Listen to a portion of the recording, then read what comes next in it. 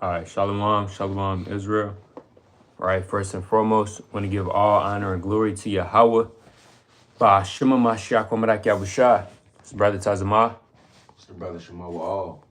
Right, and first and foremost, we want to give a strong Shalom to all the mighty men, that's going out there laboring. Right, they presenting their bodies as a living sacrifice, doing all they can to wake up the lost sheep of the house of Israel. Not only that, they're enduring the elements, right, the 100-degree weathers, freezing below codes, and everything's trying to hinder the work of the Most High. Shalom, shalom. Want to give another strong shalom to the Aqua, right, that's at home, reverencing their husbands, being teachers of good things, being tender, delicate, and on fire for the Most High God. Right, shalom, shalom.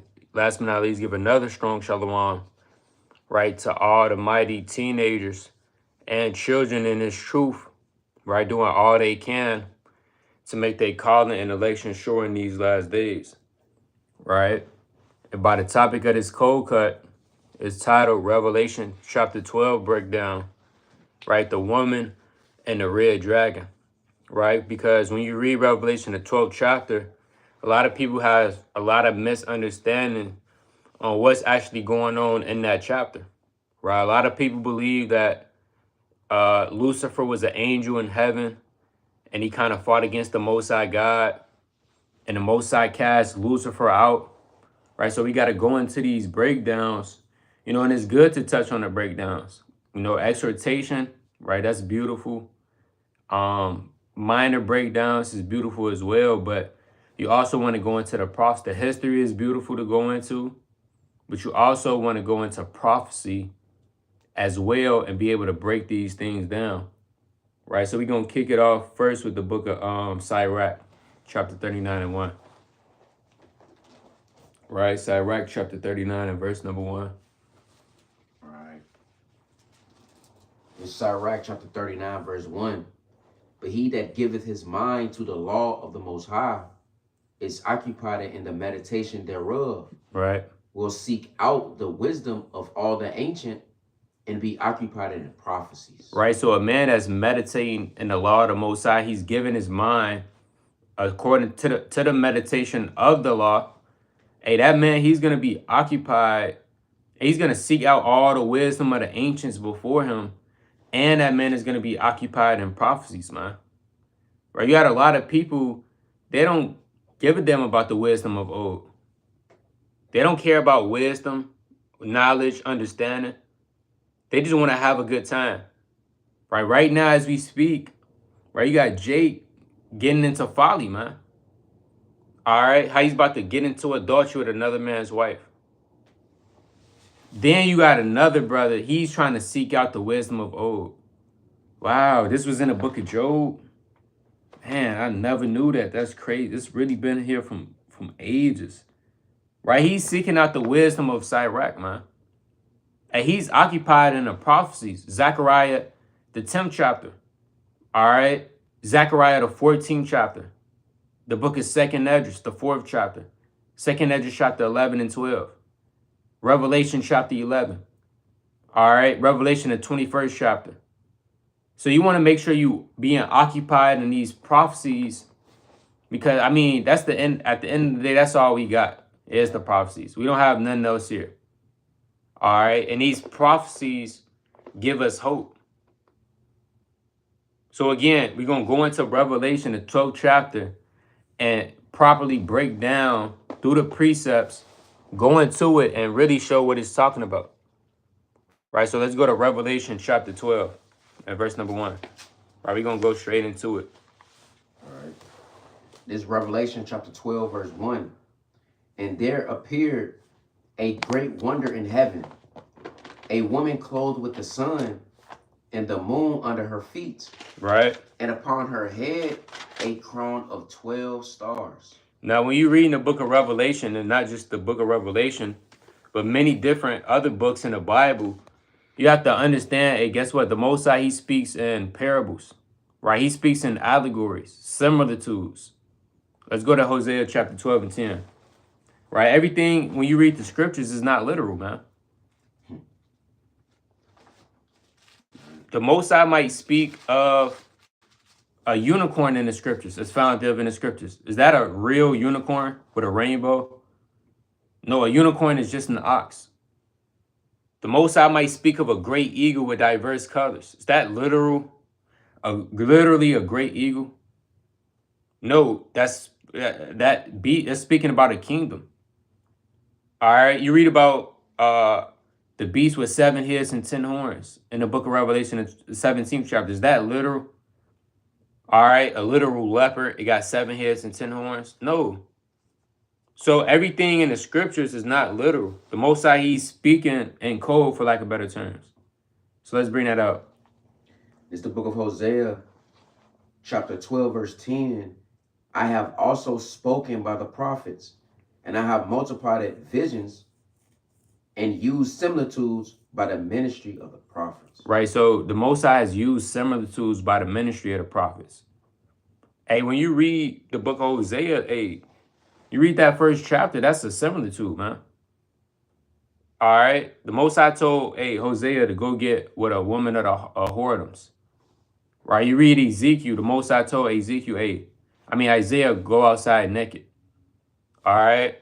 A lot of these things are situations to illustrate real life events that the Most High is going to play out on the earth.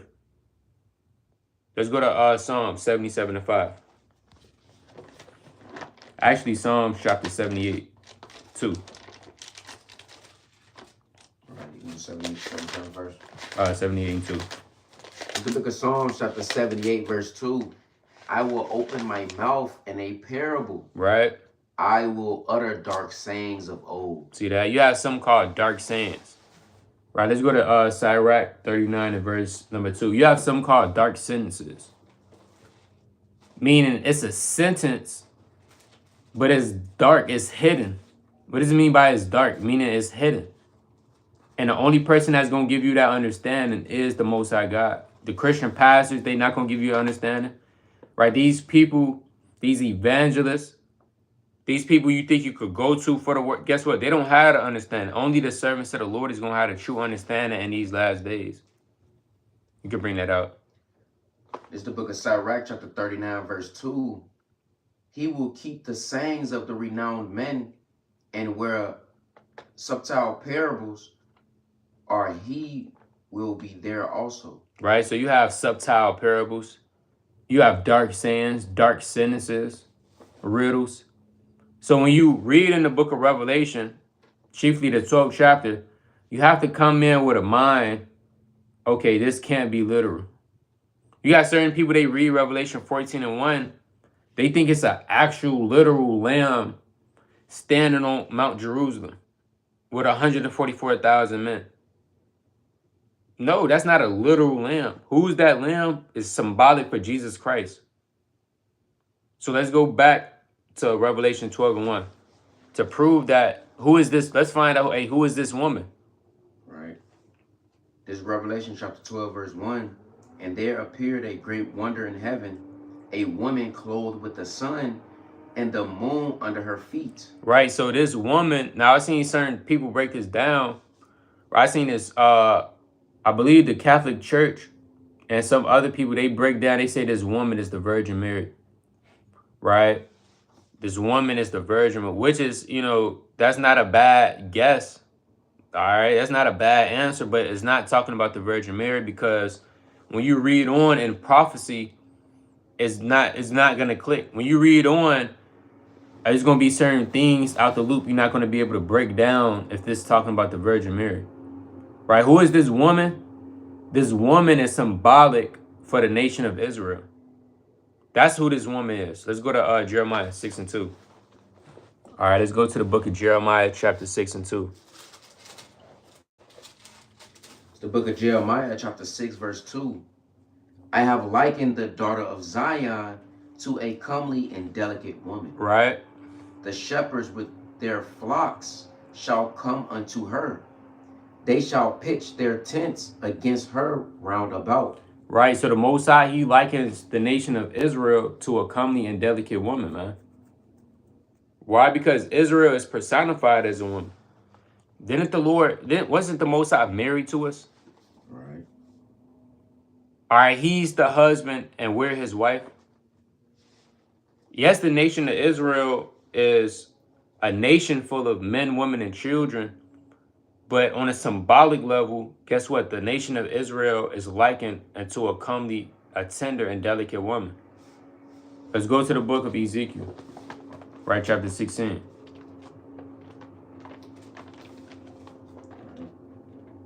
Right?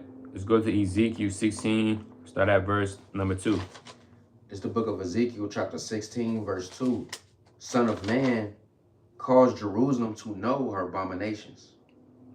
And say, thus saith the Lord God unto Jerusalem, thy birth and thy nativity is of the land of Canaan. Right? Thy father was an Amorite, and thy mother an Hittite. See that? So the Most High told Jerusalem, hey, cause her to, told the prophet, hey, guess what? Cause Jerusalem to know her abominations. Meaning Israel, Jerusalem, is personified as a her, a woman. Right? Hey, it's a marriage coming. Let's get that in the book of Revelation, chapter 19 and 7. All right, Revelation chapter 19 and verse number 7. It's the book of Revelation, chapter 19, verse 7. Let us be glad and rejoice and give honor to him, for the marriage of the Lamb is come, and his wife had made herself ready. See that? So when Christ comes back, it's going to be a marriage, a wedding. Christ is going to be married back to his people, which is the nation of Israel. Showing you that Israel is this woman. Let's go to 2nd Esdras, chapter 10 and 44.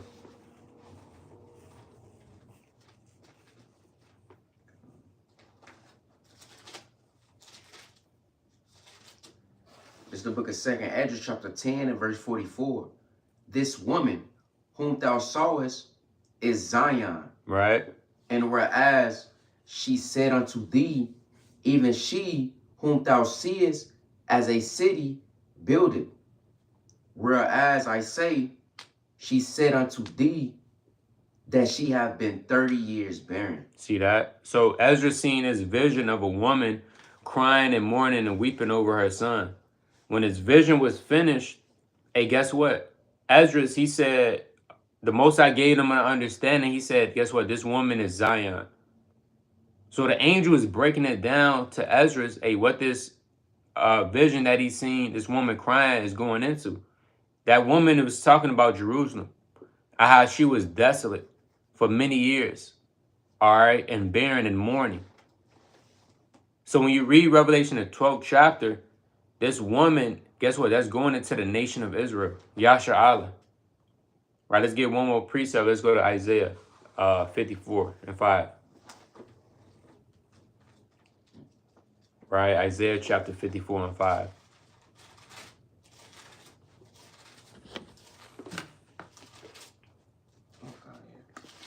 It's the book of Isaiah chapter 54 and verse 5. For thy maker is thine husband, the Lord of hosts is his name, and thy redeemer, the Holy One of Israel. See that? So again, the Most High is our husband, all right, which is our creator, our maker. And guess what? We're personified as that tender and delicate woman, right, as you read about in the book of Jeremiah, the 6th chapter, right? And it's really all throughout the scriptures. All right, but we go back to Revelation chapter 12. All right. It's the book of Revelation chapter 12 and verse 2. All right, when we finish verse 1. Verse 1. Gone. And there appeared a great woman in heaven, a woman clothed with the sun and the moon under her feet. Right, so it says this woman was clothed with the sun and the moon. Now, is this literal? Again, you have a woman, she got the sun in her hand, and then the moon in the other hand. The sun and the moon, parabolically in the scriptures, represents wisdom, knowledge, and understanding. Right, let's go to Genesis, the 1st chapter, verse 4. The sun and the moon is a light. All right, it's not a rock. It's not a big ball of gas. It's a light. Light in the scriptures is personified as what? Knowledge, wisdom, understanding. So when you read Genesis, go to that Genesis chapter 1. It's the book of Genesis chapter 1 and verse 5. And God called the light day, and the darkness he called night. And the evening and the morning were the first day. Right? So the Most High created the sun and the moon. Those are lights. The sun is set to be a greater light. The moon is set to be a lesser light. Now when you jump down to verse number 13 or 14. Verse 14. And God said, let there be lights in the firmament of the heaven to divide the day from the night, and let them be for signs and for seasons and for days and years, and let them be for lights in the firmament of the heaven to give light upon the earth. And it was so. And God made two great lights, the greater light to rule the day, and the lesser light to rule the night. He made the stars also. Right, so it's two great lights. Greater light is the sun, the lesser light is the moon. Again, that represents wisdom, knowledge, and understanding. That's like the Lord said, let's go to that Ecclesiastes 8:1. Wisdom causes a man's face to shine. Just like the sun shines when it's at noon, when it's at the top, that's how wisdom is. The Most High is going to cause that wisdom to shine upon you. That represents the sun. Read on. I mean, you can read that. Wisdom Solomon, Ecclesiastes 8:1. Yeah. This is the book of Ecclesiastes chapter 8 verse 1. Who is as the wise man, and who knoweth the interpretation of a thing? A man's wisdom maketh his face to shine, and the boldness of his face shall be changed. See that? So wisdom could cause a man's face to shine. Shine like what? Shine like the sun. Let's go to wisdom. Let's go to Micah 3:6. All right, let's go to the book of Micah chapter 3 and 6. It's the book of Micah chapter 3 verse 6. Therefore, night shall be unto you, that ye shall not have a vision. Right. And it shall be dark unto you, that ye shall not divine. And the sun shall go down over the prophets, and the day shall be dark over them. So when it says the sun shall go down on the prophets, meaning that wisdom, that understanding is going to go down on the prophets. They're not going to be able to see any visions. Because in the ancient world, if you wanted to see a vision, guess what? You will acquire of a seer, also known as a prophet. But if the sun is not shining on the seers, and it was like the days of Samuel where the word was precious and there was no open vision, that means it's nothing but darkness. All right? It's nothing but gloom. They can't understand what's going on because the Most High is not shining his face upon the servants. All right, let's go to Isaiah 24 and 23.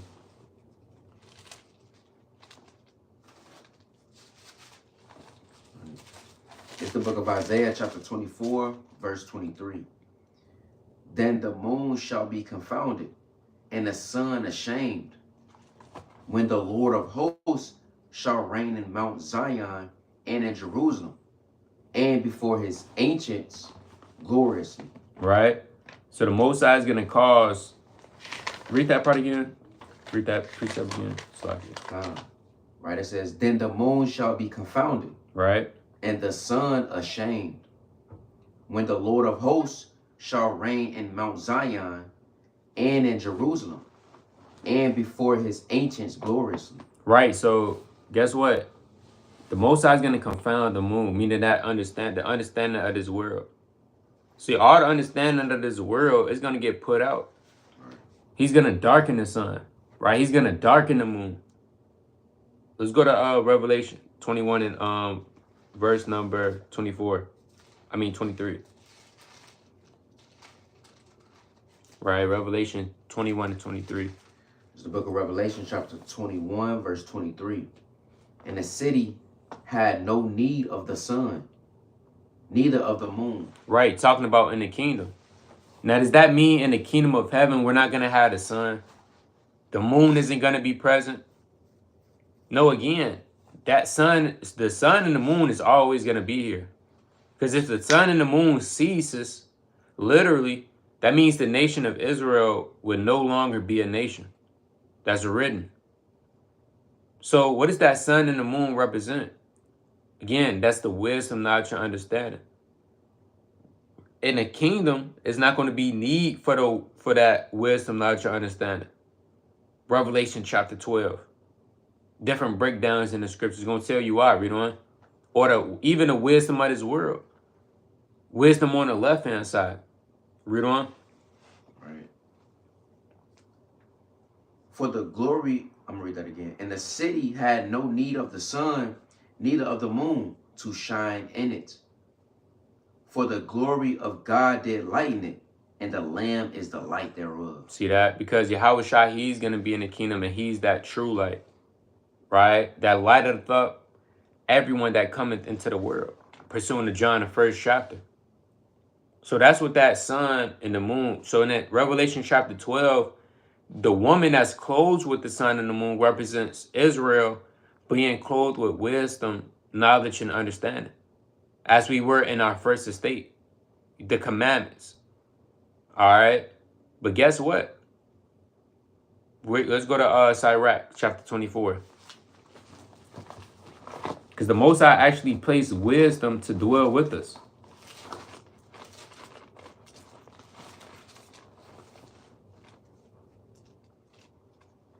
Right, Sirach 24. And start in verse number 8. Gone. This is the book of Sirach, chapter 24, verse 8. So the creator of all things gave me a commandment, and he that made me caused my tabernacle to rest, and said, let thy dwelling be in Jacob. Right. And thy inheritance in Israel. So the Most High gave wisdom a commandment to let her dwelling be with the nation of Israel. To be with the Israelites and the Israelites only. That's why it says, hey, guess what? As for thy judgments, they have not known them. Talking about the heathen. Because wisdom was set up to rest in Israel. So let's go back to that. All right, Revelation chapter 12. Right. This is the book of Revelation chapter 12, verse 1. And upon her head a crown of 12 stars. Right. And she, being with child, cried. That's it on that. Start from the top. Gone. Right. This is the book of Revelation chapter 12, verse 1. And there appeared a great woman in heaven, a woman clothed with the sun and the moon under her feet. Right. And upon her head a crown of 12 stars. So when it says clothed with the sun and the moon underneath her feet, meaning had it into subjection. When something is under your feet, meaning you treading over it. All right. You have dominion over it. Let's go to Ephesians chapter 1 and 20. All right, let's go to Ephesians chapter 1 and verse 20.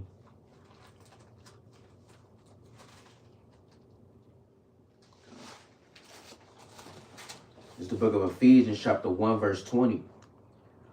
Which he worked in Hamashiach when he raised him from the dead and set him at his own right hand. Right. In the heavenly places, far above all principality and power and might and dominion and every name that is named, not only in this world, right, but also in that which is to come. Right, because when the Lord got resurrected, the Most High gave all the promises to Yahweh as from the beginning. And Yahweh was set on the right hand of the Most High God. Read on. And had put all things under his feet. To have what? And had put all things under his feet. So the Heavenly Father put all things underneath Christ's feet. What does that mean? Meaning Christ had dominion over everything. He had everything into subject. It was under his feet. He was in control of it. He had dominion. He had power over it. That's what it means, underneath your feet. Read on. And gave him to be the head over all things to the church. Right? So that's going into that demand that the nation has over the wisdom, not your understanding. It's under our feet. Let's go back to that Revelation 12. Right. And the moon under her feet, and upon her head a crown of 12 stars. So it says upon her head, she had a crown of 12 stars. Now, what is that 12 stars going into? Like we said earlier, this can't be talking about the Virgin Mary, because where's the 12 stars coming to play? How would you be able to break that down? It's going into Israel, clothed with sun and moon, the wisdom, 12 stars on her head, going into the 12 tribes of the children of Israel. Right, let's go to that in the book of Genesis, right, chapter 37 and verse number 6. So with these precepts, you have to link everything up and go through the precepts so you can get the proper understanding. It's the book of Genesis, chapter 37, verse 6. And he said unto them, Hear, I pray you, this dream which I have dreamed. For behold, we were binding sheaves in a field, and lo, my sheaf arose, and also stood upright. And behold, your sheaves stood round about, and made obedience to my sheaf. And his brethren said to him, Shalt thou indeed reign over us, or shalt thou indeed have dominion over us? And they hated him yet more for his dreams and for his words. Right. And he dreamed yet another dream. And he what? And he dreamed yet another dream. Right. So guess what? Hey, Joseph had many dreams. All right. Joseph was getting dreams back to back to back, because the Most High was dealing with him, and Joseph found favor in the eyes of the Lord, and he was on a high spiritual level. And the Most High was giving him dreams. Read on. And told it his brethren, and said, Behold, I have dreamed a dream more. And behold, the sun and the moon and the 11 stars made obedience to me. And he told it to his father and his brother and to his brethren, and his father rebuked him and said unto him, What is this dream that thou hast dreamed? Right. Shall I and thy mother and thy brethren indeed come to bow down ourselves to thee, to the earth? Now, back then, hey, these men, they could understand dreams like that. Now, you have a dream, you kind of scratching your head. Damn, what was that? Right. All right. A dog chased me. I was going down a dark tunnel. All right. A lot of these dreams is folly, man. Brother have a dream. Yeah, man. I just had a dream. I don't know what this meant. I seen this angelical creature, and I was a tree, and the angel just chopped the axe at me. Damn. All right. Wonder what's that mean? Well, brother, you finna get out to the truth, brother. That's what that mean. Right. The Most High's finna cut you down. So guess what? Joseph had these dreams, but they were so they could break down these dreams. Certain dreams you get, certain dreams I get, I'm not overthinking it. Yeah. I get a dream, I put two together. Okay, this is what this is talking about. And I'm keeping it pushing. We're not overthinking these damn dreams, man. Right. All right. You have a dream, all hell breaking loose. All right. It's a brother in your camp. He talking to the so-called white man saying, hey, guess what? He's over there. Go grab him. And you try to think extra hard. I wonder what that's going into. But brother, he just sold you out. That's what that's going into. So when Joseph had this dream of the 11 stars around him and the sun and the moon making obeisance, guess what? Jacob, he already knew, okay, I'm the sun, my woman, she's the moon, and the 11 stars are his brothers. Plain blank period. So again, and Joseph's brethren, Judah, Levi, Issachar, Zebulun, Asher, Gad. Those are the progenitors. Well, chiefly, those are the 12 tribes of Israel when you go into it. So this is how we know those 12 stars are just like the 12 stars mentioned in Genesis, the 37th chapter, when you read Revelation, the 12th chapter. So let's read Revelation 12 and 1 from the top. Revelation chapter 12, verse 1. And there appeared a great wonder in heaven, a woman clothed with the sun and the moon under her feet, Right? and upon her head a crown of 12 stars. So to paint the picture, we just broke down the first verse. You have the nation of Israel clothed with the wisdom, knowledge, and understanding.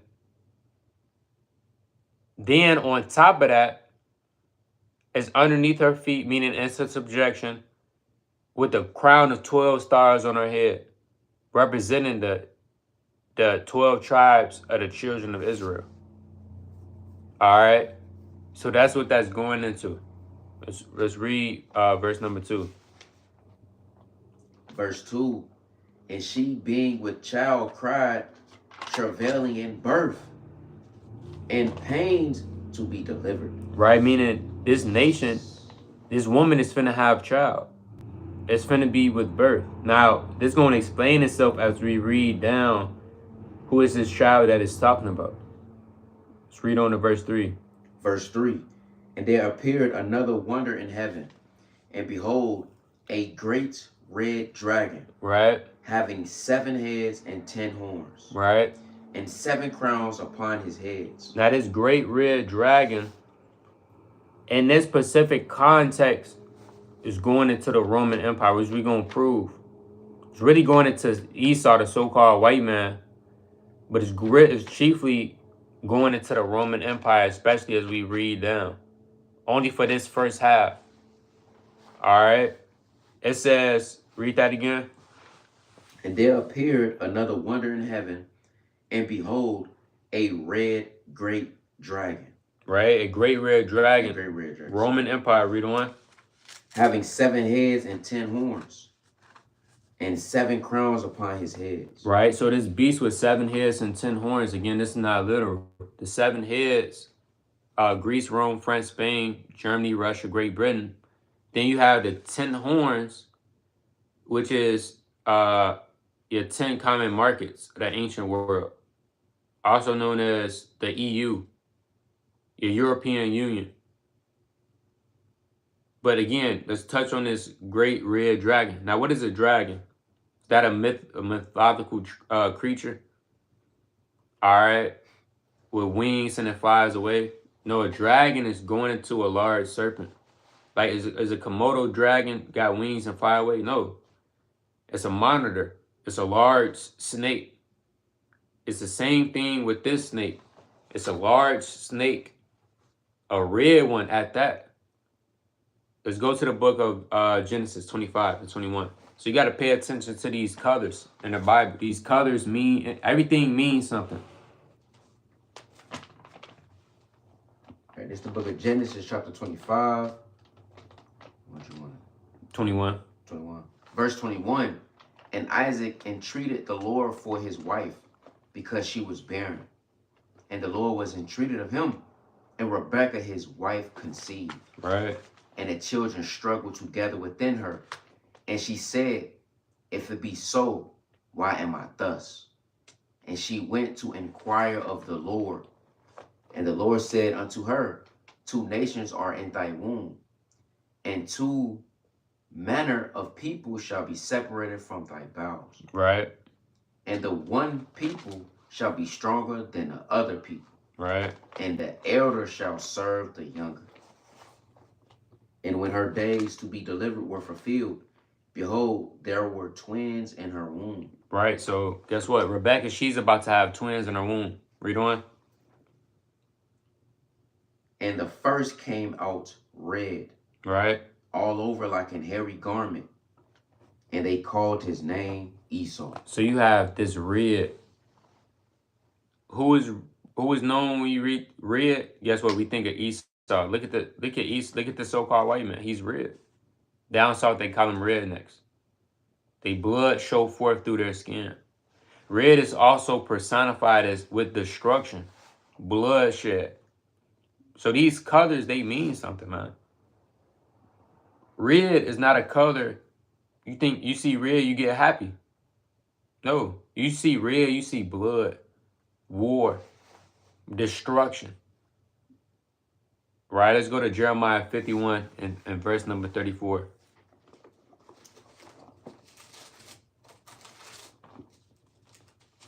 It's the book of Jeremiah, chapter 51, verse 34. Nebuchadnezzar, the king of Babylon, have devoured me. He hath crushed me. He hath made me an empty vessel. He hath swallowed me up like a dragon. Right. He hath filled his belly with my delicates. He hath cast me out. See that? So, Jeremiah said, Nebuchadnezzar has swallowed me up like a dragon. All right? As a dragon would. Because a dragon, that serpent, that's a fierce creature, man. Ready to kill something. Eat something up. Right? Let's go to Psalms 44:19. Psalms chapter 44:19. It's the book of Psalms, chapter 44, verse 19. Though thou hast sore broken us in the place of dragons, Right. and covered us with the shadow of death. Right, because guess what? This is the place of dragons, man. It's nothing but serpents and snakes. A snake is subtle, sneaky. A snake could kind of creep up on you, man. Like they had that story of the woman. She had a snake. She was living with a boa constrictor. All right, or some type of snake anaconda. And she said, guess what? Her snake didn't want to eat. It was trying to feed the snake. The snake didn't want to eat for days. And the snake, every night, the snake was laying by her. And the man kind of said to the woman, oh, the reason why your snake is not eating, because it's setting up so it could eat you. So it's starving itself so it can prepare for you. So a snake is subtle, man. And they'll devour you. Right? So let's go back to that in Revelation 12:3. Going into the great red dragon. All right. This is the book of Revelation, chapter 12, verse 3. And there appeared another wonder in heaven, and behold, a great red dragon. Right. Having 7 heads and 10 horns. Right. And it's not the first time that the Most High has given a vision with dragons in it. Let's go to additions to Esther and the Apocrypha.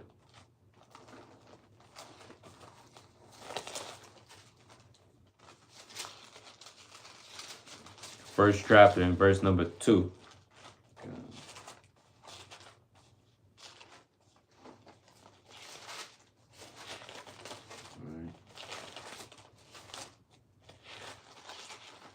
All right, this is the book of addition of Esther.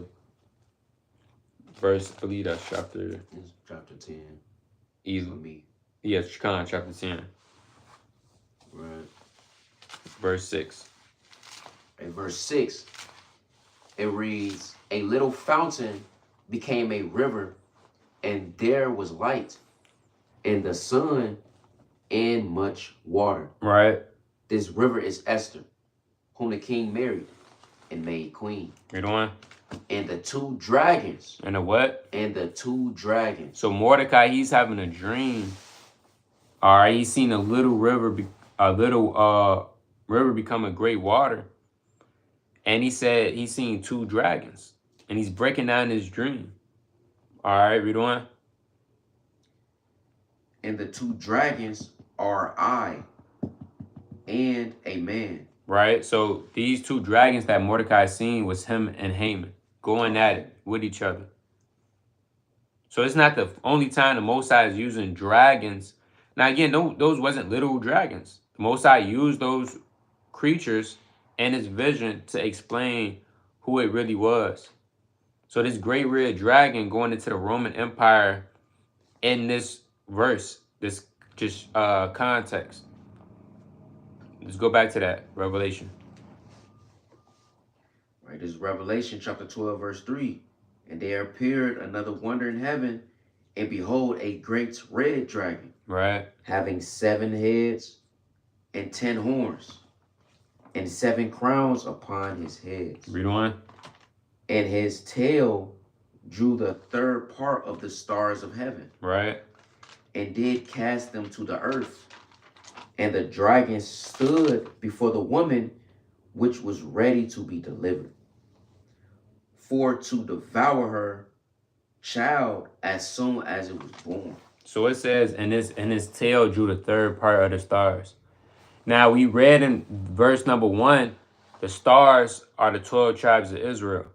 Right? So what's the third part of the stars? Right? It's going into the southern kingdom, being drawn out and cast out. All right? Being drawn. Because again, during this time, ignore the kingdom. During this time is across the in the known world. So that third part of the stars represents the southern kingdom of the nation of Israel. You had the northern kingdom and you had the southern kingdom. The southern kingdom is Judah, Benjamin, and Levi. Let's go to Ezra chapter 1 and verse 5. Also known as the Jews. All right? Because you might, a lot of people say, guess what, I'm a Jew.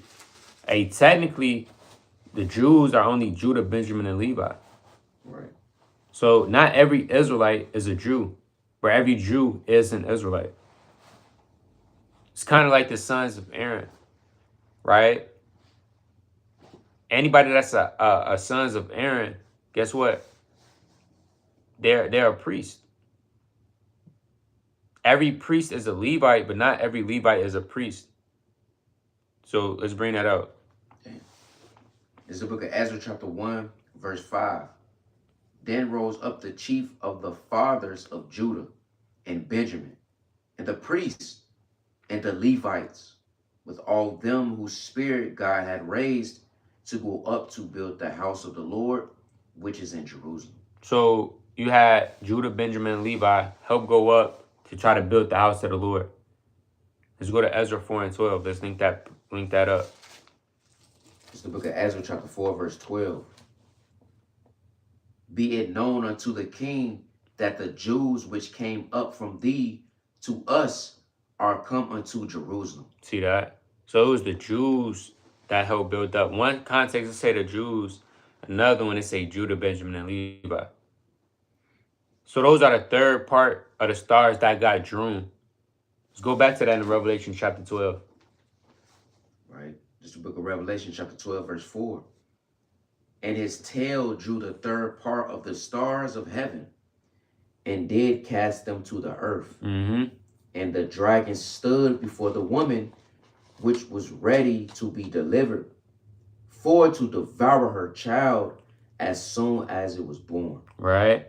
So guess what? This dragon was trying to devour the child as soon as it be born. Who is this child? It's going into Jesus Christ, whose real name is Yahushua. Right, let's go to Matthew chapter 2 and 13. Because you got to remember, when Christ was born, you had people trying to kill him as soon as he was born. They found out, they made a decree to kill every firstborn of the males. Because they knew about the prophecy of the Messiah to come. Let's bring that up. This is the book of Matthew chapter 2, verse 13. And when they were departed, behold, the angel of the Lord appeared to Joseph, in a dream, saying, Arise, and take the young child and his mother, and flee into Egypt. Right. And be thou there until I bring thee word. For Herod will seek the young child to destroy him. See that? So he said, hey, go take this child, go flee into Egypt, because King Herod, he's finna come and get this child. He's gonna try to kill this child.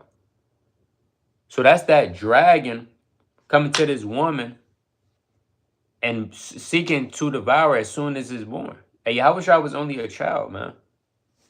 It wasn't like he could hold his own. He was 30 years of age. He was nothing but a child. And King Herod aka the Roman Empire, tried to destroy this child as soon as it was born. So let's go to Revelation 12 and 5. It's the book of Revelation, chapter 12, verse 5. And she brought forth a man child who was to rule all nations with a rod of iron. Now, who is to rule all nations with a rod of iron? All right.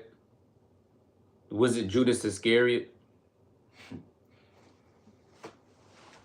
All right. Was it Damas? No. Ahithophel. Guess what? The man that was this child that was born to rule all nations with a rod of iron is talking about Jesus Christ. Let's go to, and that's a cut. That's showing you these nations. Christ is gonna rule other nations. How is all nations gonna be saved? We wanna, what the sister say today, let's just all love each other. When Jesus Christ is going to, yes, this is in the Bible. Jesus Christ was meant to rule all nations with a rod of iron. Let's go to Revelation 2 and 26. It's the book of Revelation, chapter 2, verse 26. Right. And he that overcometh and keepeth my works unto the end, to him will I give power over the nations. So guess what? If you keeping these commandments, you keeping the Lord's working to the end. I mean, you diligent, you're praying, fasting, on fire. Hey, the Most High is gonna give you that power over the nations if you overcome. Meaning, if you get beamed up out of America, all right. If you endure the second wilderness, hey, the Most High is gonna give you that. If you overcome, the Most High is gonna give you the power over the nations. Read on. And he shall rule them with a rod of iron. See that? You're going to be ruling the nations like a rod of iron, right with Christ. Read on. As the vessels of a potter shall they be broken to shivers. Now, somebody could say, well, hold on. There's nothing wrong with, yeah. Christ is going to rule us with a rod of iron. We want to be ruled by Christ. He's our master. Well, guess what? This said you're going to be broken to shivers. So you want to be broken to shivers by Christ? So, because this is what it's going into. This is also for the man that overcometh. You're going to have power over the nations. You're going to be telling these nations what to do in righteousness. They step out of line, boom, they getting broke. So that's what it's going into in Revelation chapter 12 and 5. Let's go back to that. Right? It's the book of Revelation, chapter 12, verse 5. And she brought forth a man child who was to rule all nations, right, with a rod of iron. And her child was caught up unto God and to his throne. See that? It's going into Christ. Let's go to Acts 1 and 6. There's only a few people that was translated from earth to heaven. And that was Enoch, Elijah, the prophet, and Christ himself. Everybody else has not been translated from the earth to heaven. You got to be on, you got to be on a different, you got to be those three spirits. All right. You got brothers, yeah, hey, Lord willing, the chariot come take me away right now. No, brother. No. No, brother. You were just eating pork yesterday. Right. You were just eating a bacon, egg, and cheese. Your thoughts. Yeah, your thoughts is all jammed up. All right. Most High's not finna just translate you. You got to be on, hey, for you to get translated, you got to be in a different type of spirit. All right. If you get translated, hey, all praise to the Most. You got to be some different. So let's read that. It's the book of Acts, chapter 1, verse 6. When they therefore were come together, they asked of him, saying, Lord, wilt thou at this time restore again the kingdom to Israel? Right. And he said unto them, It is not for you to know the times or the seasons which the Father hath put in his own power. But ye shall receive power after that the Holy Ghost is come upon you, and ye shall be witnesses unto me both in Jerusalem and in all Judea and in Samaria and unto the uttermost part of the earth. Right.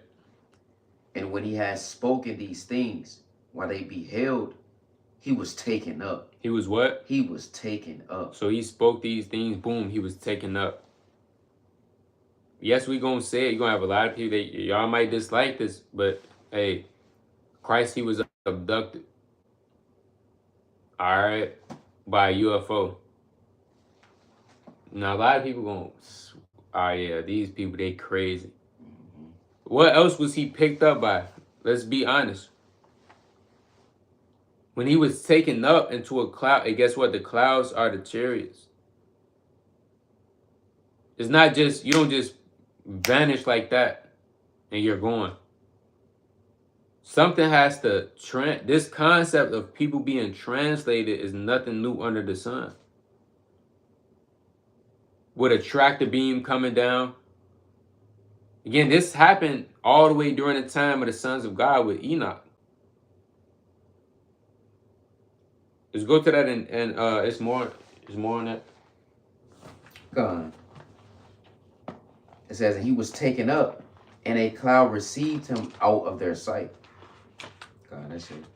Let's go to Genesis chapter 5.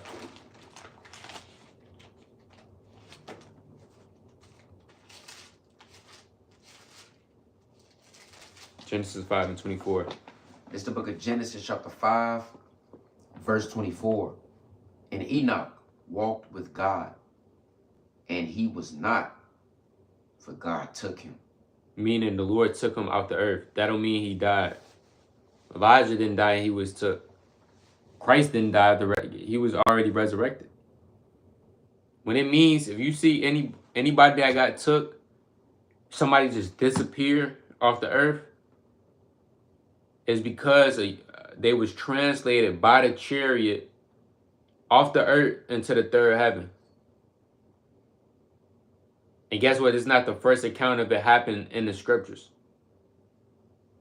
So let's go back to Revelation chapter 12 and 5. That's what it means by he was caught up into heaven. It's the book of Revelation chapter 12, verse 5.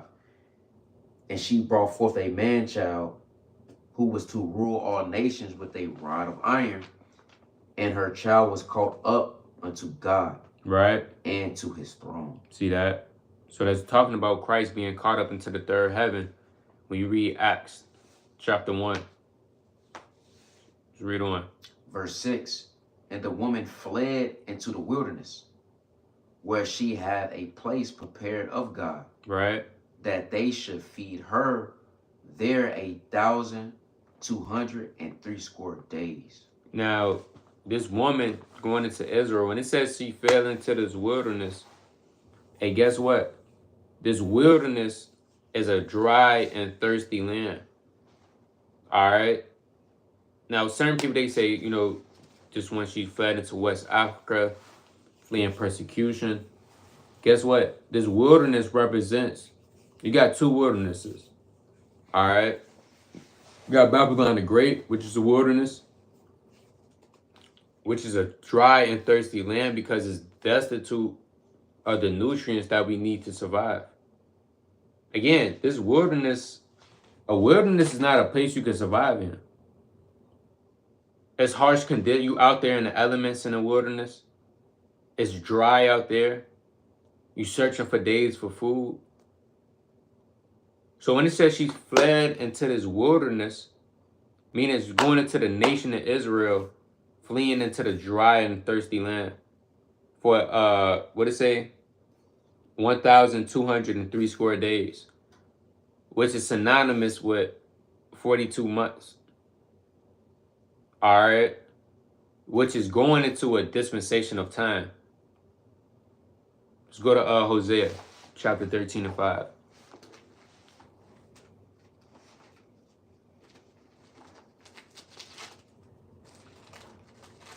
It's the book of Hosea, chapter 13, verse 5. I did know thee in the wilderness, right? in the land of great drought. In a what? In the land of great drought. Because the Israelites, at first, they was in the wilderness when the Lord brought them out of the land of Egypt. That's why he was asking the Lord for food. Lord, feed us. All right, so you got the physical wilderness and you got the spiritual wilderness. America, Babylon the Great, hey, you living in the wilderness right now.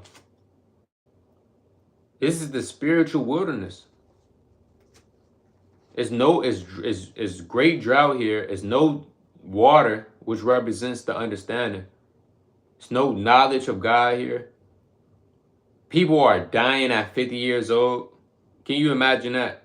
People went to live in 900 some years old, cut down, now they live to 50 years old. Not even that.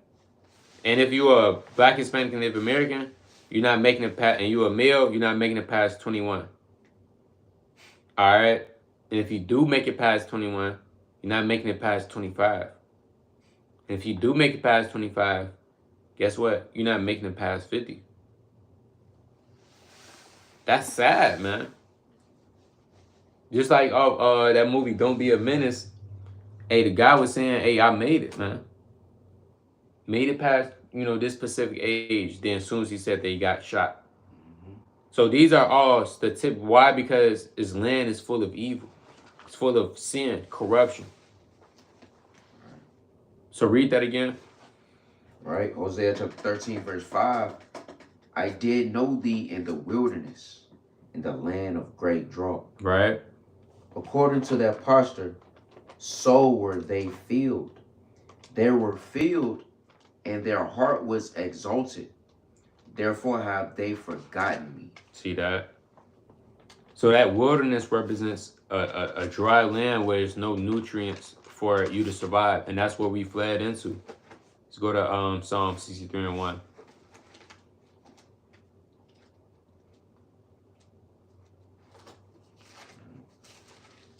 It's the book of Psalms, chapter 63, verse 1. O Yahweh, thou art my God. Early will I seek thee. My soul thirsteth for thee. My flesh longeth for thee in a dry and thirsty land. So David said, hey, my soul thirsted for thee in a dry and thirsty land. Hey, in this land of Babylon, we thirsty, man. We searching for the truth. We itching. Man, we wondering. We sitting in our rooms. We wonder, hey, what's the truth? What's the answer to this? What's the solution to this?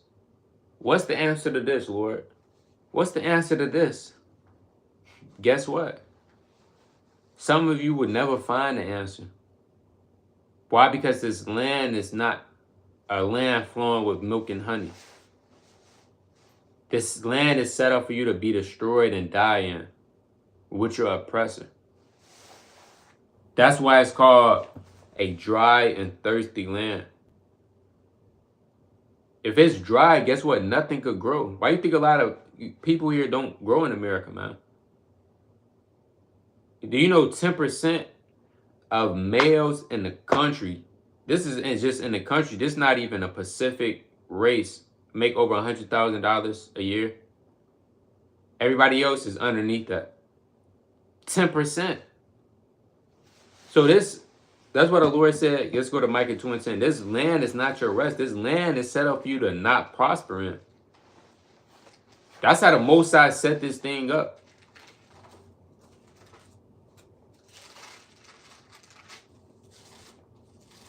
It's the book of Micah chapter 2, verse 10.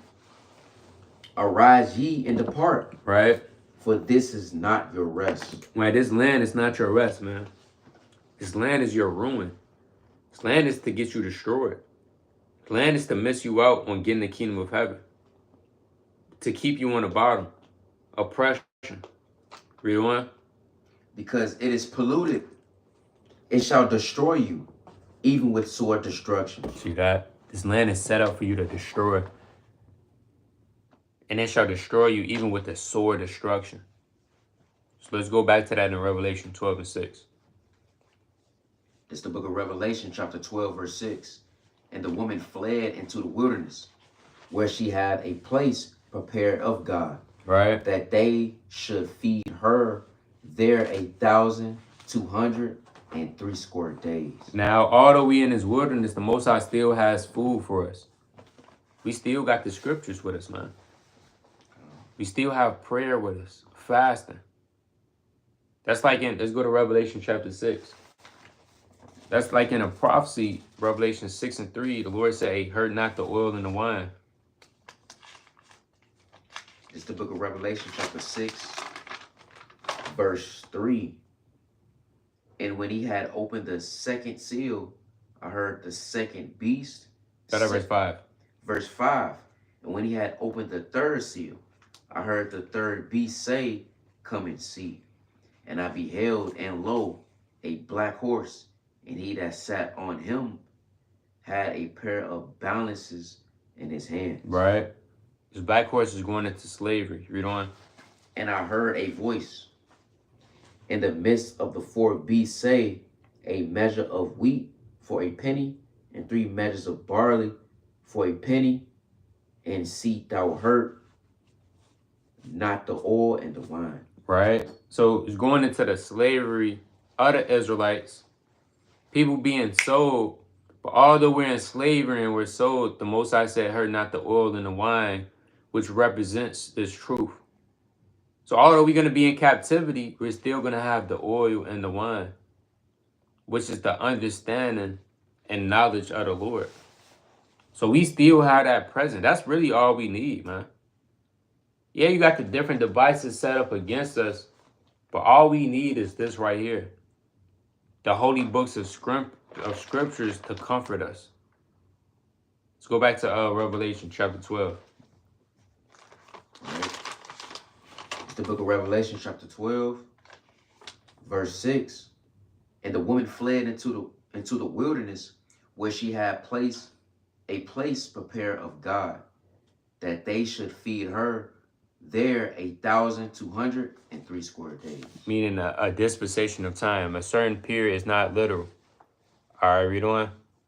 And there was war in heaven. Right. Michael and his angels fought against the dragon. Right, so this is a misconcepted verse that a lot of people get tangled up in. Right, it was a war in heaven. Michael and his angels fought against the dragon.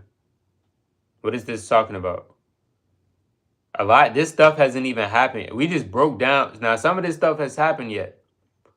But as we read on in this chapter, some of this stuff has not happened yet. And it's going to happen. This has not happened yet.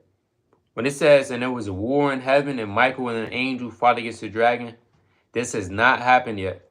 It's not talking about Lucifer overthrowing the Most High God. And the Most High, the Most High is saying, hey, do this. Hey, do this right here. And Lucifer kind of say, hey, do what? Stepping up to the Most High, man. Like a son, he start down feeling himself. All right, the son start feeling himself. Now he trying to step up to his father. Getting a little bit of hair on his chest. All right. His dad tell him, hey, take out the garbage. He kind of hey, what garbage? Smash, bro. That's off. We just going over that at camp, man. You got the Israelites, they going off, they telling the Most High, they being prideful. Lucifer was not, that's all type of madness. We're going to really break this down with this going into. So it says, and there was war in heaven. This war is talking about when Christ comes back with his thousands of hosts of angels, with the archangels, and it's going to be a war in the heaven. The heavens represent the skies. Right. Now you have 3 heavens. We broke this down earlier, but we're going to go over it again. The first heaven it could be personified as rulership or the sky. Let's go to Lamentations 2:1. Let's prove that. All right.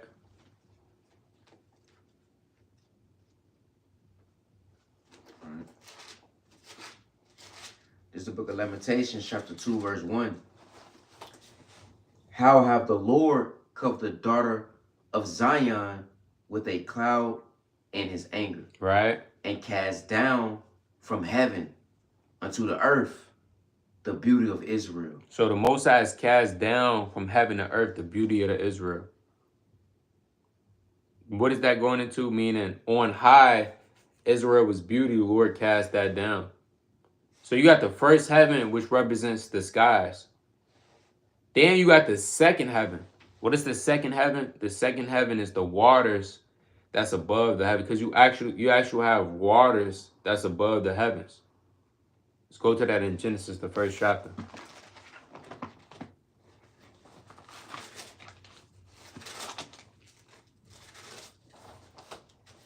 All right. 6. This is the book of Genesis, chapter 1, verse 6.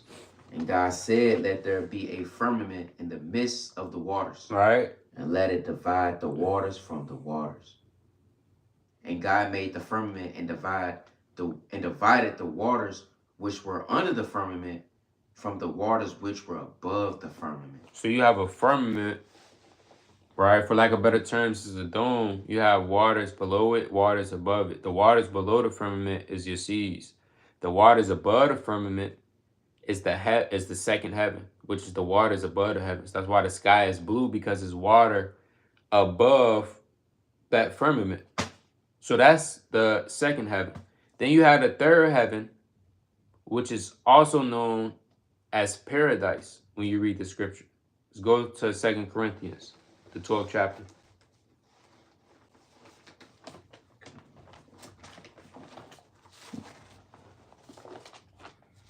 Your second Corinthians book. 12 and 4. It's the book of 2 Corinthians, chapter 12, verse 4. How, Verse 3. Verse 3.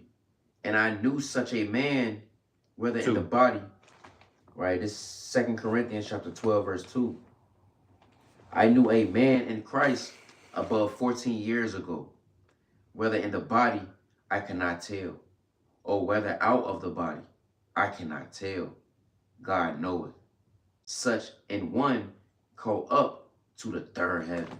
See that? So you have the third heaven, meaning it's more than one heaven.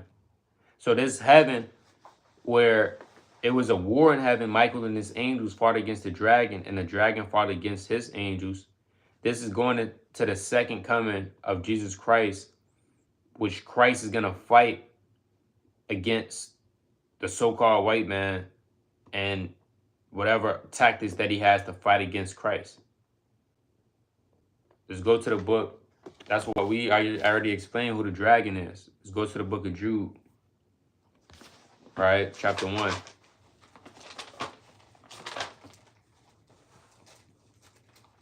At verse number 14. This is the book of Jude, verse 14. And Enoch, also the seventh from Adam, Right. prophesied of these, saying, behold, the Lord cometh with 10,000 of his saints. So Enoch from old, he prophesied that Christ is going to come back with 10,000s of his saints, meaning 10,000s of angels, thousands of angels. Read on. To execute judgment upon all, and to convince all that are ungodly among them of all their ungodly deeds which they have ungodly committed, and of all their hard speeches which ungodly sinners have spoken against him. See that? So when Christ comes back, he's going to have 10,000s of saints with him. Christ is not just coming back by himself. The sky is going to be filled with angelical beings, even the archangels, such as Michael. Let's go to the book of Revelation chapter 19 and 12. It's the book of Revelation chapter 19, verse 12. His eyes were as a flame of fire, and on his head were many crowns. Right. And he had a name written that no man knew but he himself. Right. And he was clothed with a vesture dipped in blood. And his name is called the Word of God. Right. And the armies which were in heaven followed him. So the armies, because there's armies in the heaven, just like you have your military, the military base on this earth, military might, you have militaries in the heavens, man. You got ranks. All the angels, they come in a specific rank. Bands. They got all of that, man. They got the chariots lined up. Hey, they ready to go to war. So Christ is coming back with those armies. Read on. Also known as the host of heaven. And the armies which were in heaven followed him upon white horses, clothed in fine linen, white and clean. And out of his mouth goeth a sharp sword, that with it he should smite the nations. Because guess what? The nations are going to fight against Christ on his second return and his second coming. You can also read about that in 2 Ezra, the 13th chapter. But we're not going to go too in depth in that whole chapter. All right, let's go back to Revelation chapter 12. All right, this is the book of Revelation chapter 12, verse 7. And there was war in heaven. Michael and his angels fought against the dragon, and the dragon fought and his angels. Right. And prevailed not. Neither was there a place found any more in heaven. Right, meaning these people got cast out of rulership. Again, because heaven can mean rulership. These people got cast out the sky, man. This has nothing to do with the damn Lucifer story, which is not even biblical. Read on. Verse 9. And the great dragon was cast out, that old serpent called the devil. Right, and this is the same. This great dragon has the same spirit of the old serpent. What is the old serpent? Let's go to Genesis 3:1. That old serpent is the same spirit that was in a serpent in the garden. It's the same spirit, just different fleshes. You can bring that out. This is the book of Genesis chapter 3, verse 1. Now the serpent was more subtle than any beast of the field, Right. which the Lord God had made. And he said unto the woman, Yea, hath God said, Ye shall not eat of every tree of the garden? See that? It's the same, the set of demonic spirit. Because this dragon had the nerve to try to kill the Son of Man. Get the rulership, and had a nerve when Christ comes back to face him. That's pride. That's off. You might as well just bow. That's the Son of Man. That's how we become. Hey, I'm bowing down. Right? But you know what the so-called white man says? He see Christ, he not bowing down. All right, he see Yahushua, and he say, who, Yahushua, who? No, it's Esau, it's me. You're going to have to take me down. You're not going down without a fight. Boy. Right? That's prideful, man. Evil. So it's that old serpent, the devil, which deceiveth the whole world. Because the devil deceiveth. Look at this world right now. Everybody is deceived, man. Stuff is ASS backwards, literally. Good people think evil is good, while we think stuff that's evil is evil. But people think evil is good, man, and they think good is evil. You have Eve; they will rather have a child by a man than to be in a relationship first with a man. That's insane. Who taught them that? This world, the devil. He deceived them. You have Jay. He would rather buy some gym shoes, some Jordans, than to damn get a car. His mind is all jammed up, or to pay his bills. He would rather get a gym shoes instead of hygiene products. We all jammed up, man. We would rather get a Hellcat before we get a house and a damn SRT.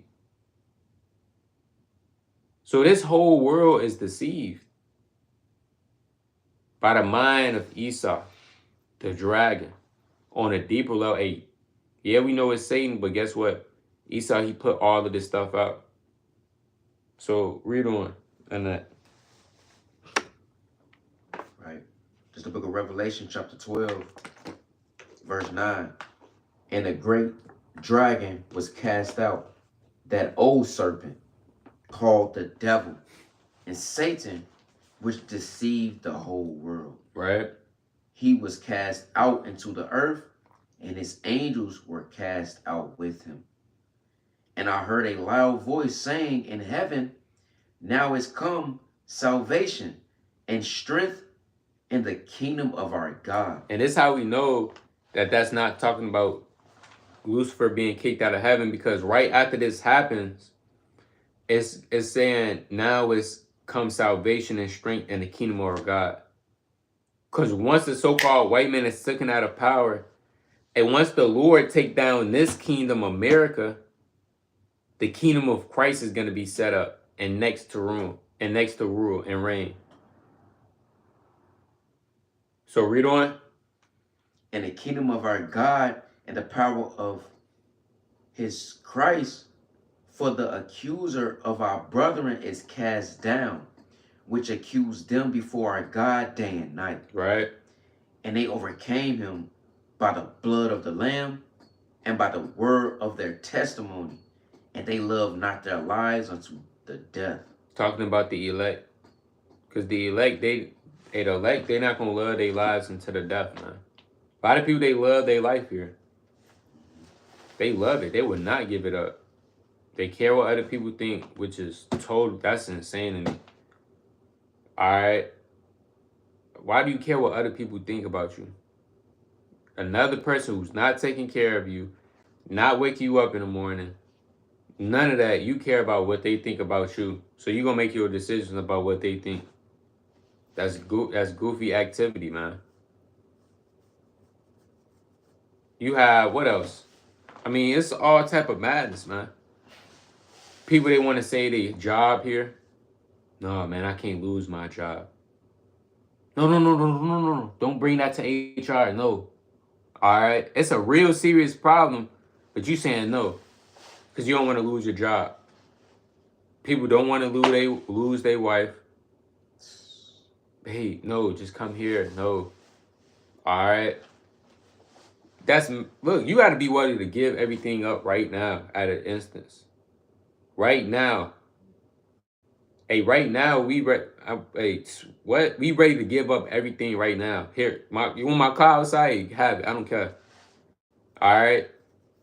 You want my clothes? Look, have it. All of that. Here, you could take it. I don't even want it. That's the spirit. You don't want to be in the spirit of Lot's wife, man. Let's go to that in Revelation. I mean, not Revelation, Luke chapter 17. 28. This is the book of Luke, chapter 17, verse 28.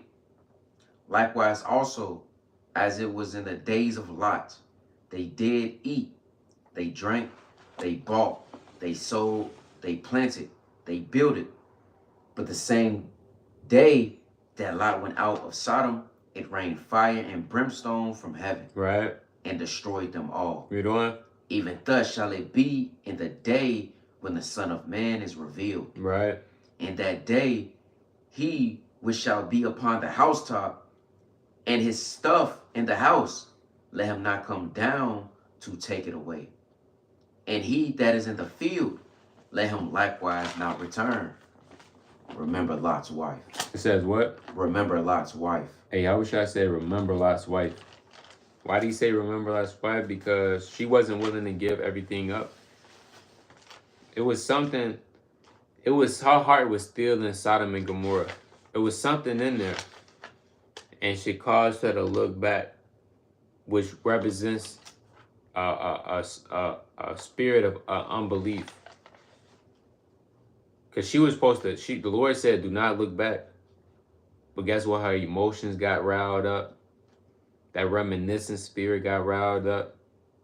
As they say, it's nostalgia.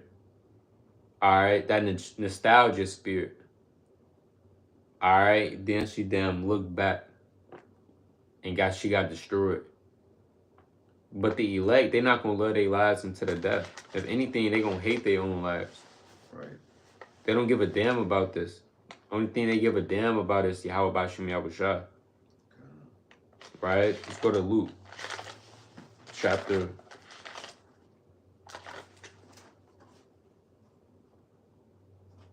See what I want.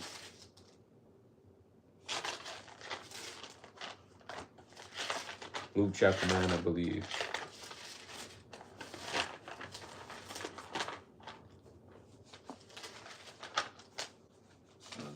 Uh, 25.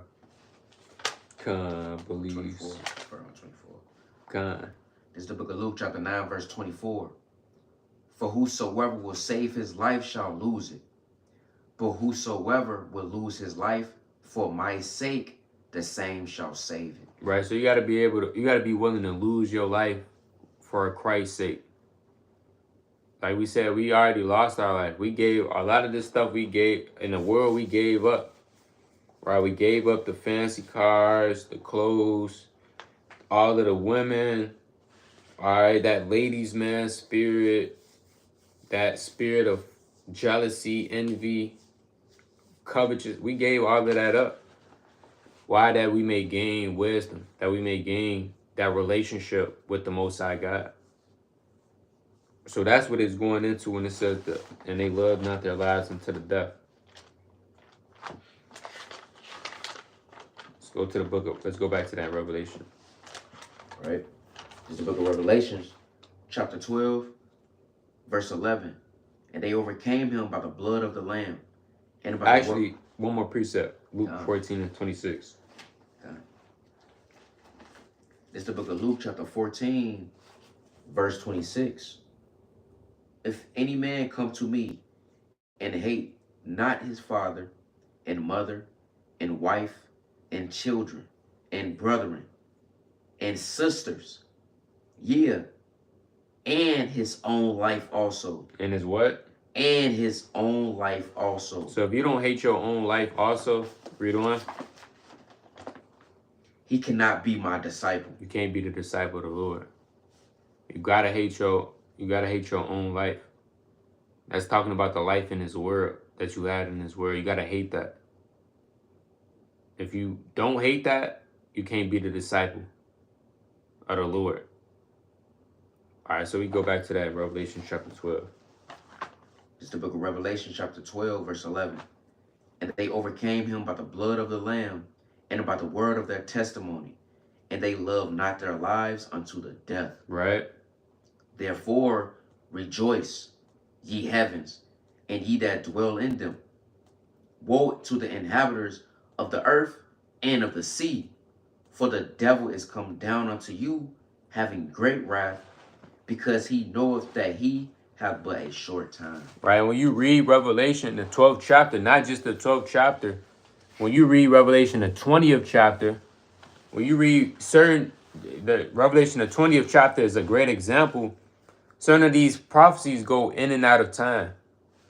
So we just read about the war with Michael and his angels in the heaven.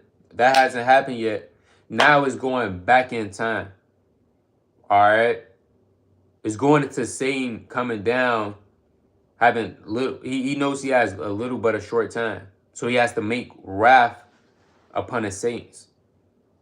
Then, as we read on, it's going to jump back in time, going into future prophecy of what's going to happen. So, the God of this world knows he has but a short time. He knows his time is limited. So, what he has to do, he has to wreak as much havoc as he can on the earth before it's time for the Lord to bind him up. And these demons, that's why these demons letting loose now. Mm-hmm. They all in the drinks. All right, they all in that Don Julio. These spirits hopping on people in the weed. The music, especially the music, man. Music. Hey, we love music. All right, I love music, but guess what? A lot of this music destroyed us. A lot of this music is evil. A lot of these music has spirits on it. And it's controlling the minds of the people in the world. and it's ruining their damn heart, and it's just it's sad, man. It's off, right? Read on. Right. It's the book of Revelation, chapter 12,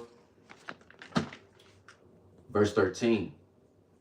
And when the dragon saw that he was cast unto the earth, he persecuted the woman which brought forth the man child. Now you see how it's going back, because we just read this in verse number 4. We read how the dragon scattered to the earth, he was persecuted the woman which brought forth the man child. We just going, you see how it's linking up? So read on in that. Right? And when the dragon saw that he was cast unto the earth, he persecuted the woman which brought forth the man child. And to the woman were given 2 wings of a great eagle, Right? that she might fly into the wilderness, into her place where she was nourished for a time and times and half a time from the face of the serpent. And that's a cut, because it's letting you know that serpent is the dragon. Because it just said the dragon, but then it said the serpent. Which one is it? It's the same thing. All right. Read on. And the serpent cast out of his mouth water as a flood after the woman, Right?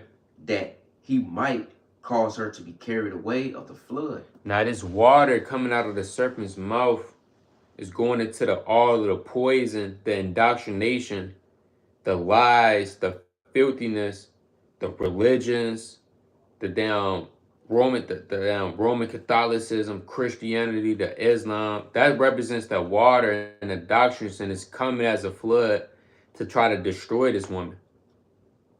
All right? The damn Moorish American, the Egyptology. That's what this water stands for, because water is understanding. But not all understanding is understanding on the right-hand side. You have understanding on the left-hand side, man. You have knowledge on the left-hand side. Just go to that in Sirach, chapter 19.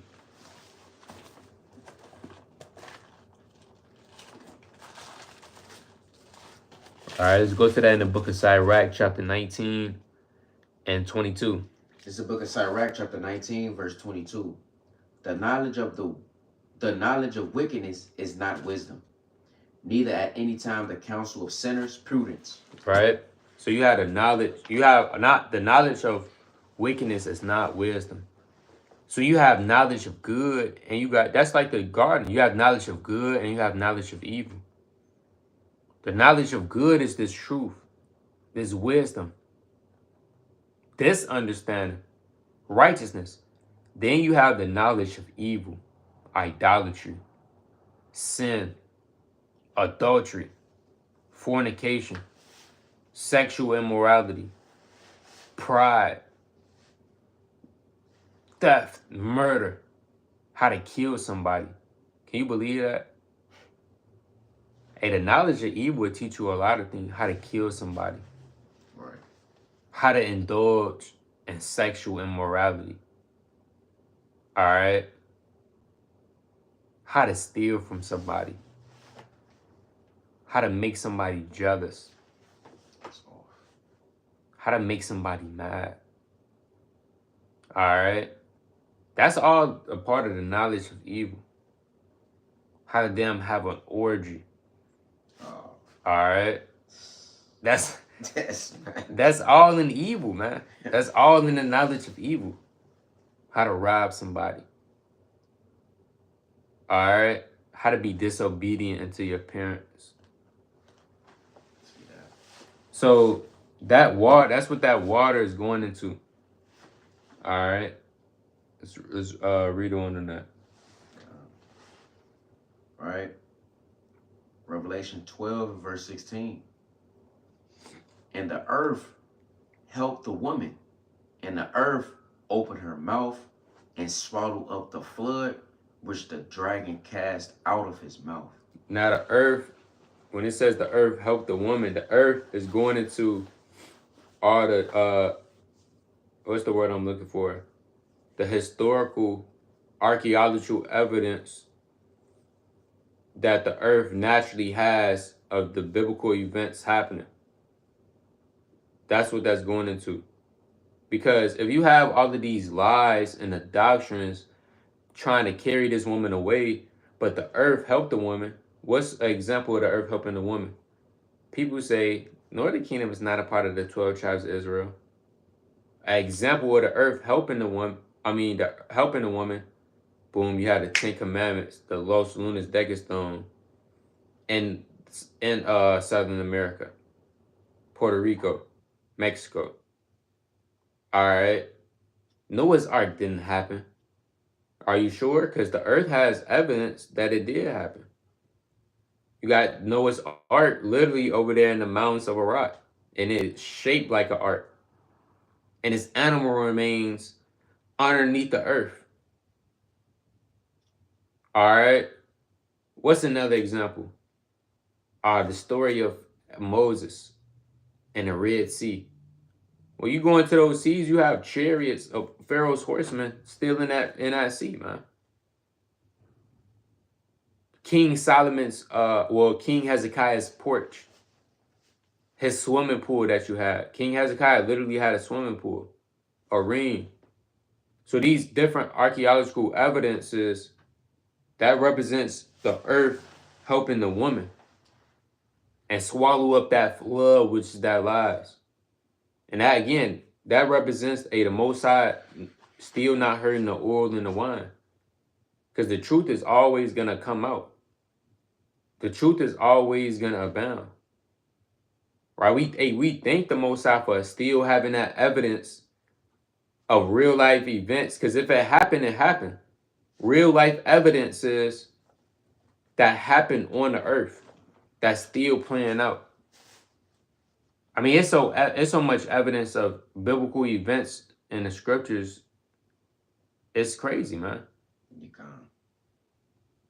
So read on in that. Right? And the earth helped the woman, and the earth opened her mouth and swallowed up the flood which the dragon cast out of his mouth. Right. And the dragon was wroth with the woman, and went to make war with the remnant of her seed, which keep the commandments of God and have the testimony of Yahushua. So the earth helped the woman, the dragon seen, oh snap. We tried to cast them out with a flood, the earth helping them. So the dragon got mad. And they say, you know what? Okay, we finna make war with the remnant of them that keep the commandments and the rest of the seed. Meaning this dragon, which is going to come to pass, is going to make war with every Israelite that's keeping the commandments and that's repentant and has the testimony of Christ, which is the spirit of prophecy. All right, let's go to 2nd Esdras, the 16th chapter, in verse number 70.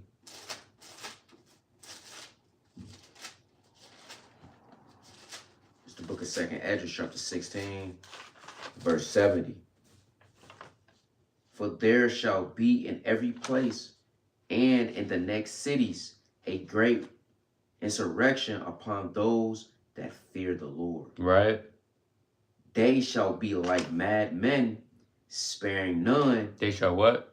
They shall be like mad men, sparing none. Just like it says in Revelation, the 12th chapter, the dragon's going to be raw. So the persecution of the saints is going to happen all over again. Just like it happened during the time of the early church fathers. All right. Guess what? The persecution of saints is going to happen all over again. So if you're a saint and you believe in Jesus Christ, you believe that he was resurrected, and you believe, at first it was believed he was crucified and he was raised up. But now, if you believe that Jesus Christ is they're going to ask you, hey, you believe Jesus Christ is coming back? You're either going to say yes or no. They're going to say, hey, you believe Jesus Christ is coming back? You're going to say yes, and guess what? They're going to grab you up, and they're going to throw you in the back of the trunk somewhere. And they're going to take you to this place, a FEMA camp, whatever it is. And guess what? They're going to make war with you. They're going to probably torture you, get you to deny your faith. burn you, put you on a damn X-shaped cross, had a guillotine set up and ready for you, have your hand put out, ready to chop off your fingers, right? Damn, they gonna play games trying to pluck your eyeballs out. All of this stuff is gonna happen. So they're gonna be like madmen sparing none, read on. They shall be like madmen sparing none, but still spoiling and destroying those that fear the Lord. Right? For they shall waste and take away their goods and cast them out of their houses. Then shall they be known who are my chosen. It says what? Then shall they be known who are my chosen. See that? Then it's gonna be made known, hey, who are the true chosen people of the Lord. Right? Let's go to the book of Revelation chapter 17 and 6. Then it's gonna be known, hey, guess what? Who really fears the Lord? Because you can fear the Lord right now. You can act like it. You can act like you in this thing. But it's gonna be all said and done as time goes on. Do you really believe in this truth? Read on. Or read that. It's the book of Revelation, chapter 17, verse 6. And I saw the woman drunken with the blood of the saints. Right? And with the blood of the martyrs of Yahushua. And when I saw her, I wondered with great admiration. And this woman is talking about a Babylon the Great, the mother of all harlots. She was drunken and she was filled with the blood of the saints and the martyrs of Yahushua. Who are the martyrs? What is a martyr? You got your phone. All right, let's look up what a martyr is. No, you can look up the regular definition.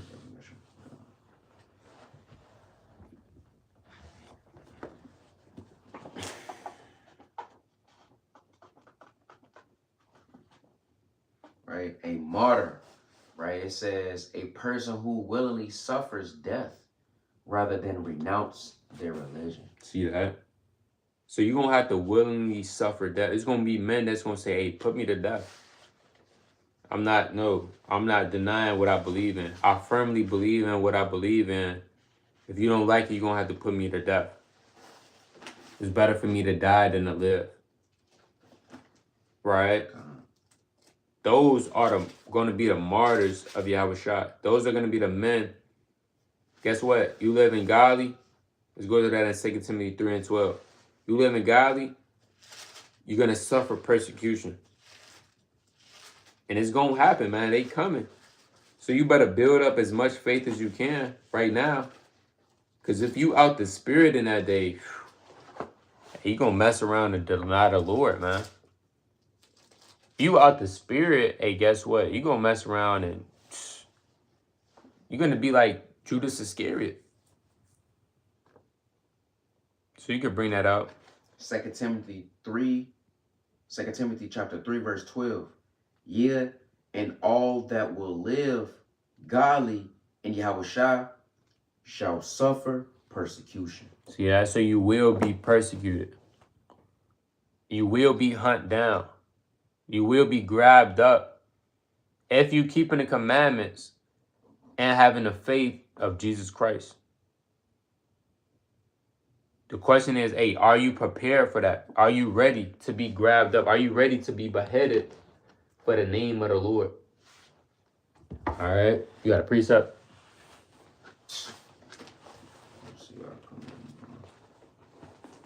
All right. Go to Romans 8. Romans 8. Right. It's the book of Romans, chapter 8. Verse 35, it reads, who shall separate us from the love of Christ? Shall tribulation or distress or persecution? Right? Like the brother going into, are you really prepared for it? And will that separate you from the love of a Mashiach? Right? Will persecution do it? Because the Lord already knows who his chosen is. So that day you deny him, or getting tortured, or they trying to feed you pork, or cut your finger off, or cut your hair, But everything you think that's look good on you, they will take it away. And you deny the Lord already knew you not his chosen. That's all I got. Khan, that's right. All right. But with that, that's Revelation chapter 12 breakdown. Through the spirit and power of Yahweh Bashim Yahushua, Lord willing, this video was edifying. Continue to read, pray, fast, study. Most importantly, beseech the Heavenly Father for his mercy. That I'm going to say shalom. Shalom.